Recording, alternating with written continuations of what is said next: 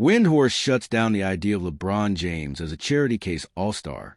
The last season that LeBron James was an all-star starter, or an all-star for that matter, was coincidentally his first campaign in the association.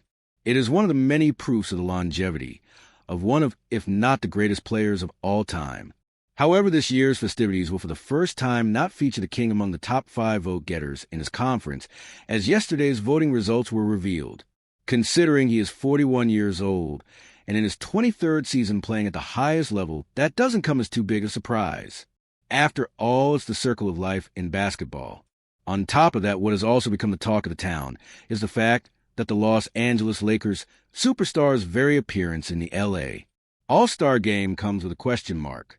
However, the renowned analyst and a guy who has followed Bron since his beginnings in Cleveland, Brian Windhorst, believes James will not only be in the game, but will be there not as a charity case, but purely on his on-court production. Windhorst claims James has a legit case. LeBron has missed 14 straight games to begin the season for the purple and gold. Since then, he struggled to find his rhythm for a short, while before once again conquering father time and making aging look silly. Through the 24 games he suited up for Bron is averaging 22.6 points, 5.9 rebounds, and 6.9 assists. While those numbers represent a slight downgrade by LeBron standards given the fact that he has now handed over full control to Luka Doncic, and at times Austin Reeves to carry the load to reality, is there still all-star game worthy? Not to mention the global appeal that someone of LeBron's caliber possesses, and how his mere presence can elevate a February event just by being there. Windhorst claims James will almost certainly be part of the 24-player pool that represents the league's elite, and that it won't be any kind of charity case, as some have suggested.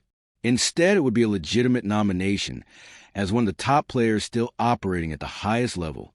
I know that LeBron has said he didn't use the words at Rich Paul. Doesn't speak for me, but he basically said Rick is his own man when it comes to his podcast. But on the podcast, he said LeBron doesn't want to be a charity case for the All-Star Game Windy argued via NBA on ESPN.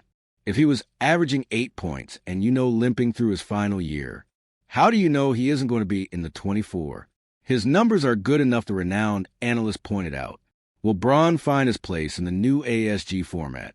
As the fire of competition during the most exciting weekend in February has slowly faded over the years, Commissioner Adam Silver and the rest of the league decided to introduce innovations to this segment.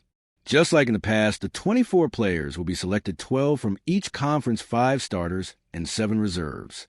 However, what will be different is the fact that this pool of players will be divided into 3 teams, 2 United States teams, and 1 international team, who will compete in a round-robin tournament. If NBA All-Star voting does not result in the selection of 16 U.S. players and 8 international players, which can include American players with ties to other countries if necessary, then NBA Commissioner Silver will select additional All-Stars to join either group to reach that minimum as per the official pages.